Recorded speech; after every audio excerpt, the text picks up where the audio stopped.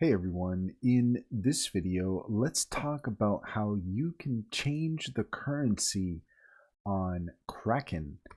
In order to do so, here we are in the Kraken app for Android, and what you're looking for is down at the bottom in the menu here where it says account. We're going to go ahead and select that. And then from there, you can see here quite clearly under settings, we have currency. We can go ahead and click that.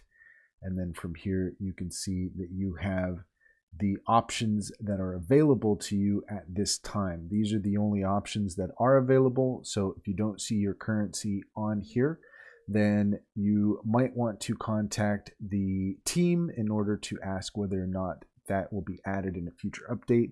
But for the time being, these are the only currency options that you have available to you, and you can go ahead and just select whichever one you wish, and that's all there is to it. If you found this video helpful, please leave a comment and like and subscribe for more helpful tips.